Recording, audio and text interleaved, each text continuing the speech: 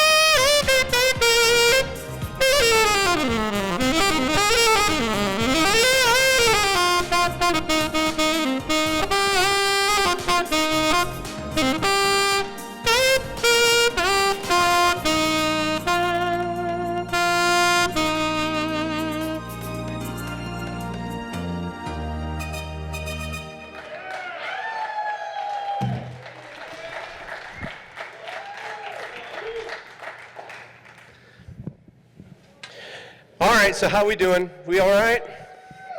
Awesome. First and foremost, give it up for Jessica and the team for being awesome today. So good.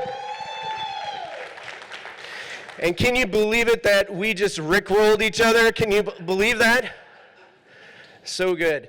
So yeah, my name is Michael King. I get to coach some of the most amazing leaders on the planet. I can't believe that I get to do what I get to do. And today we're talking about the idea of the power of nope. Can you say nope?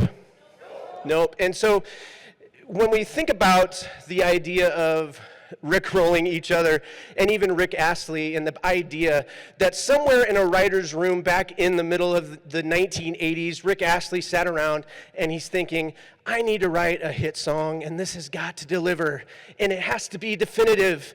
There can be no guessing about what this song is about. And so he got together in some writers' rooms, and I imagine he started thinking about all the things that he was going to write about. This song didn't become a viral hit. It didn't become something that lasted the test of time because it was undefinable. It was because somewhere along the way, he started to say, you know what, I'm never going to give you up. I'm never going to let you down. I'm never going to run around and hurt you, right? See, when I coach leaders, I talk about the definition of success. I talk about the idea that we don't necessarily measure success by the number of hours that we work, but we measure success by the number of promises that we get to keep, right on? And Rick Astley just made a whole lot of promises. He said, no, never. Like, this is it. It wasn't, maybe I'm going to, give you up. Maybe I'm going to let you down. Maybe I'm going to run around. And no, what we just did there is we converted a pop song into a country song. Are you tracking with me? That's what happened right there. So, but this is what happens. And so this is really all about the power of this definition of nope. Now, here's what happens, though, a lot of times, is that you can't move until you're now, and you can't dream about what your next is until you absolutely are still dragging around or getting rid of the things that you should have said nope to. And many of you here today are absolutely feeling this. And here's the thing is that when it comes to the things that we say nope to, there are things that pop up that are so easy to say nope to. But when it comes to the things that we say yes to, there's a reason why we do that. Now, you might be thinking in your head all the different things that you have on your plate today.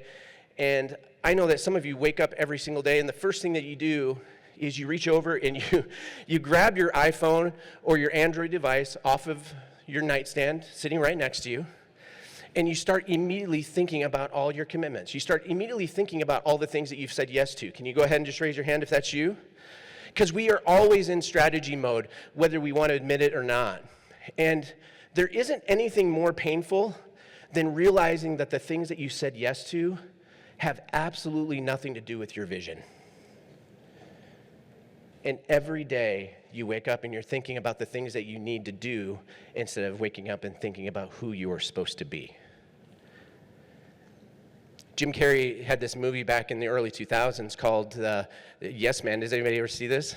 And Carl in the movie, he thinks about he needs to have some self-improvement. So he signs himself up for this self-help kind of this self-help guru class, and so he goes to this class, and through his therapy, they tell him, Carl, you need to say yes to absolutely everything in order to break some of these bad habits in your life. And so he does, but what ends up happening is by the end of the movie, if you haven't seen it yet, his life becomes absolutely chaotic, and it's hilarious, and it's funny, but because of the consequences of saying yes, and sometimes it can take people, and in this movie, it takes Carl into a situation that is absolutely hilarious, and he has to figure out how to find balance.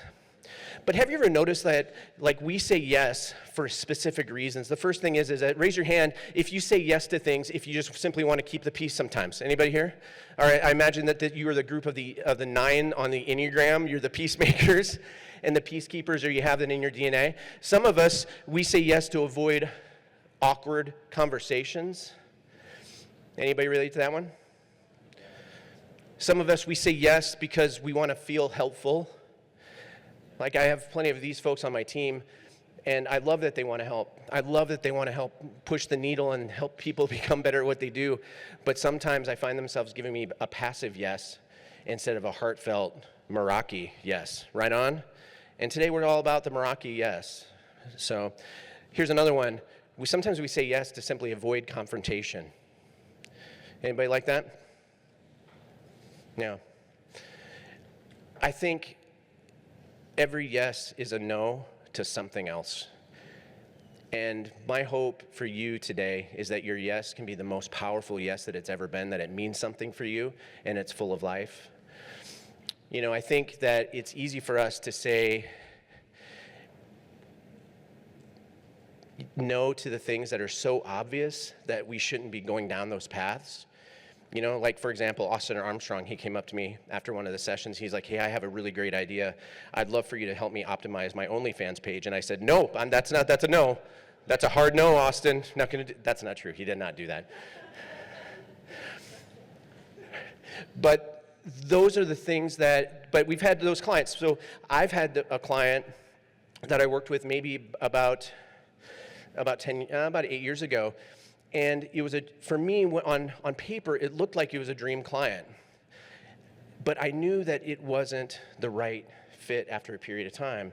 Anybody here ever start working with a client and you're just like going, this was obviously just a horrible fit? Anybody? Like, we all have stories. But for this particular story, the story was that this person was a legend. He was somebody that I had looked up to. He had spoken on stages, and he's recognized as one of the biggest sales consultants on the planet. And I was honored, and I was wooed the fact that he said yes, or that he had reached out to me and said, hey, I'd love for you to help me elevate my brand. We started getting into the coaching dynamics of really identifying things that were slowing him down and the things that were part of his dream and what he needed to do. He was approaching 70 years old, and his biggest heart pull was that he simply wanted to reinvent himself. He wanted to find out how to exist in this new world because he had kind of went off the scene for about 5 or 6 years, and so now he needed to reinvent himself. Well, after a period of time, maybe 3 or 4 coaching sessions in, we started to realize there was some stuff that was coming to the surface that wasn't exactly healthy. There were some things as far as in his personal behaviors that wasn't going to help us move his brand forward, and it certainly wasn't going to help him launch a new business. It wasn't going to help him reach goals, because I want to make sure that every single leader that I get to work with gets to go to the next level. Like, I want to feel like we're not just friends, but I want to feel like I'm emotionally invested in the thing that we're doing together. Because I believe this, by the way, is that when it comes to working with executive coaches, like for me, when I look at what I get to do, Olympic athletes hire coaches to break world records. I do the exact same thing for executives and leaders and owners and founders. I get to do this every single day. And I wanted that for him. Well, what had happened is over a period of time, he started to get incredibly defensive. He started to question. He started going back to things that worked 30 years ago when he first got into business. And how many people know that the things that existed 30 years ago, most of those things aren't relevant in today's marketplace? They just don't work. The strategies, some of the concepts are the same.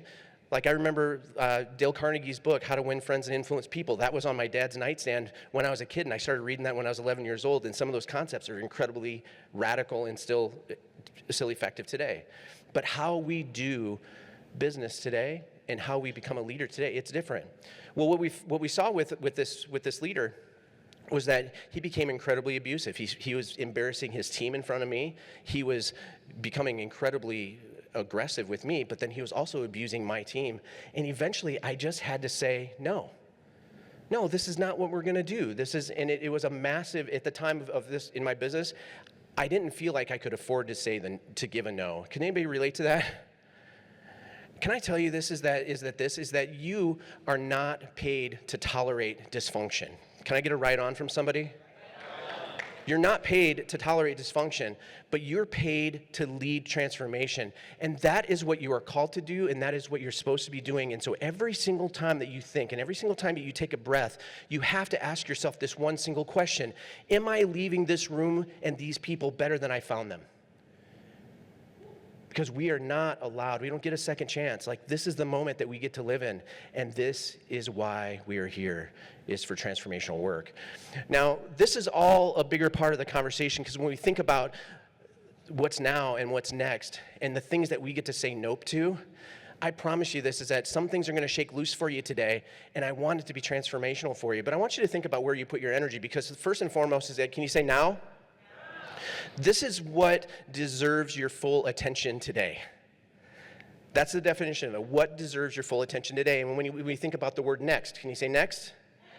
This is what matters, but not right now. And sometimes you have to play that card. You have to figure out, okay, does this go in the now bucket or does this go in the next bucket? But when we start thinking about the power of nope, what you will never do again. Can you say hell nope? Hell nope. That's right. That's where it has to live.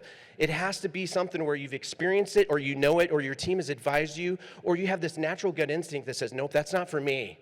I'm moving on. And so let's talk about this for a few seconds here. So most of us focus on the now, and we can dream about the next, but we ignore nope, and that's where chaos creeps in. So let me ask you this, is that when it comes to the power of your present focus, this is what now is all about, but what actually moves the needle today? I told you about this earlier, but because everybody's in strategy mode, you wake up every single day, you go and you pick up your iPhone, you look at your calendar, you look at all the things that you've said yes to, and I said this one statement. I said, nothing is more painful than to realize the things that you've said yes to aren't actually connected to your vision. Can anybody relate to that? So many of you haven't taken the time to actually figure out, what do I want to be known for? What am I better than anyone else at?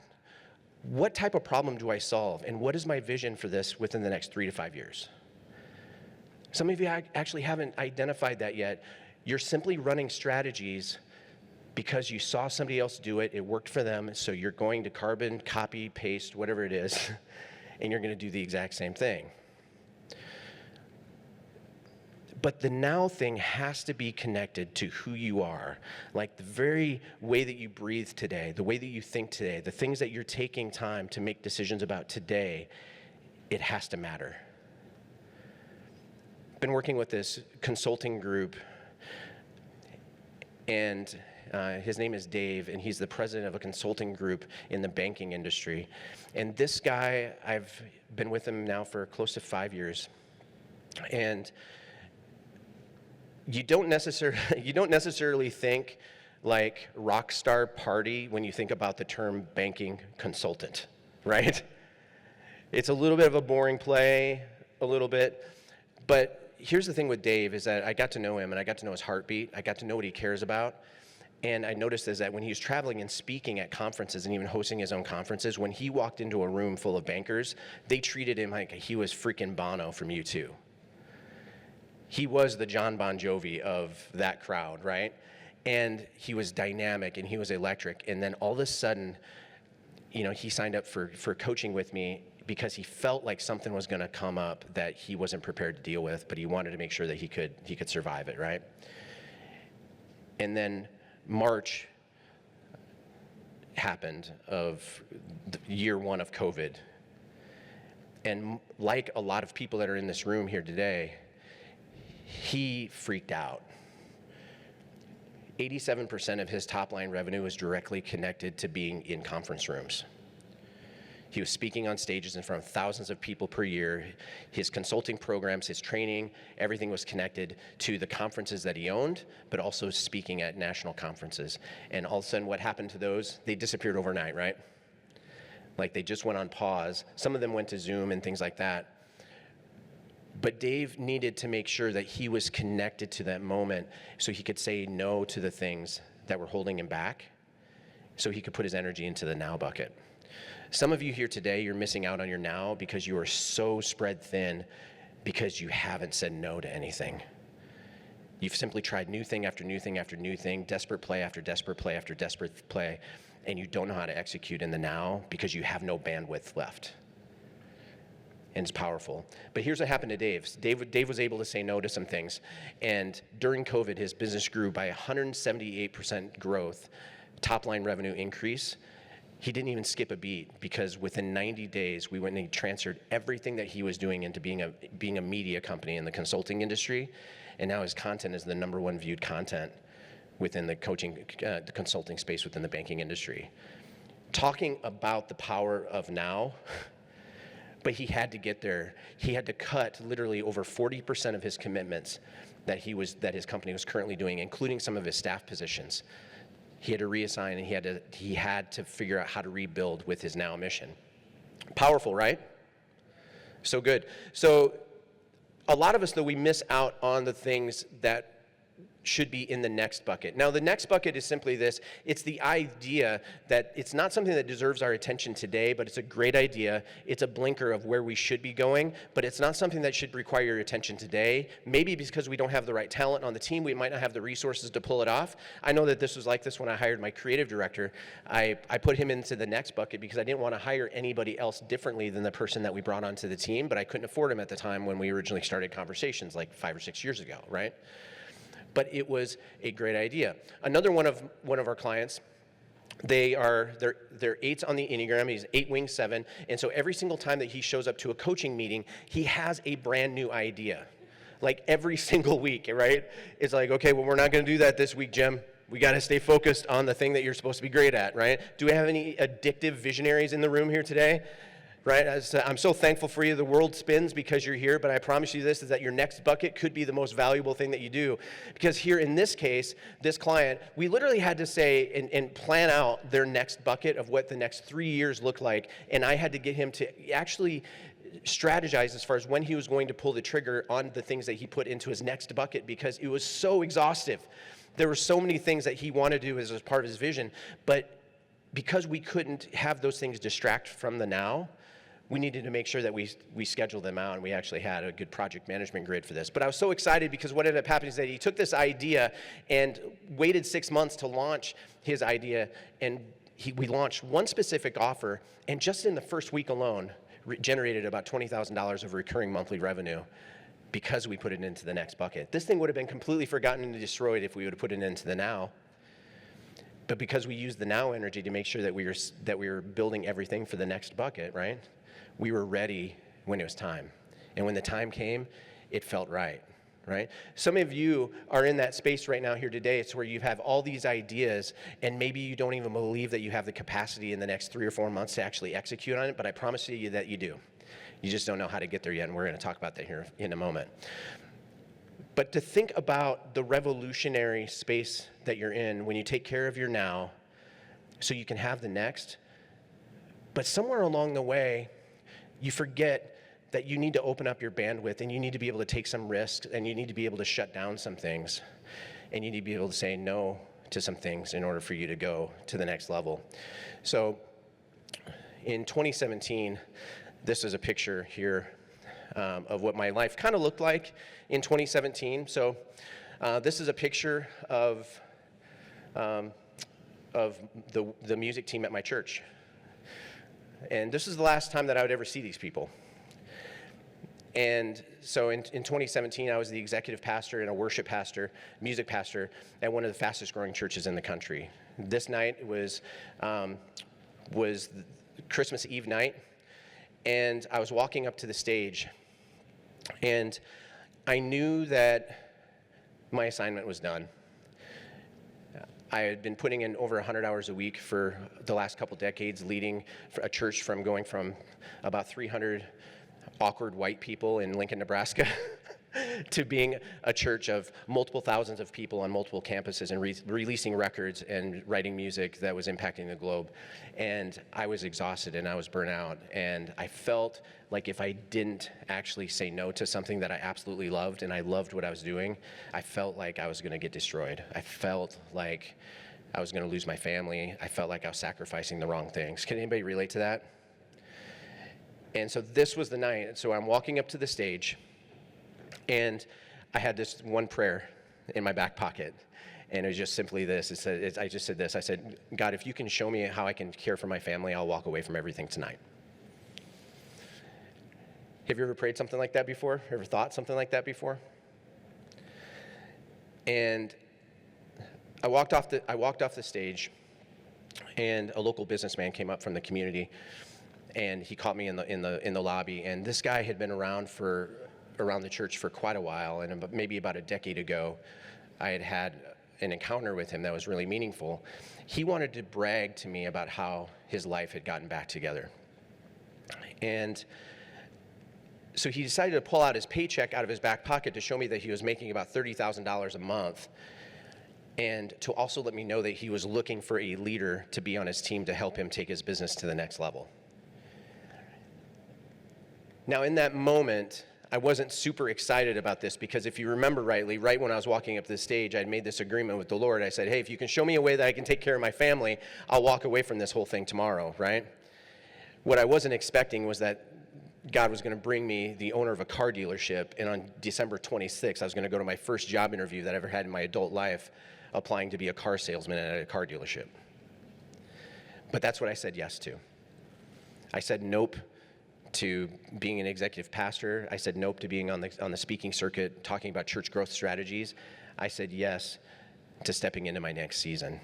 Now, because of that, well, who here would be excited about going to work at a car dealership tomorrow? I certainly wasn't, but I killed it. I absolutely killed it. But here's what happened over those next couple months, is that, so I left the stage, I sold the cars, I launched 3 different companies, I finished out 2 master's programs, I started my doctoral program, I started coaching 3 businesses that were part of massively big global brands, including Fortune 500 and Fortune 100 companies. And somehow in the middle of this all happened because I was willing to say nope. Sometimes we get confused in thinking that we have to say no to the things that we hate. But I promise you this, is that somewhere in the middle of everything, you are here today because you're here for a reason. There's something that's making your heart tick. There's a vision that's in your mind. There's a vision that's in your heart that you are going to push the needle on, and it's going to transform your life, and it's going to transform your world. But what if the thing that you love is the thing that's holding you back the most? What if you have relationships in your life that are the wrong relationships? What if you have the wrong teams that are around you? What if the thing that you are putting the most amount of energy into today is the very thing that is destroying you? What if? What if you don't even know where to start with a note card. Today, it is time. It's time. So here's what I want you to do, is that I want everybody to stand in the room, and underneath every single chair in this room is a copy of your own note card. I want you to go ahead and grab that note card from underneath your chair, and I just want you to grab it and I want you to hold it up.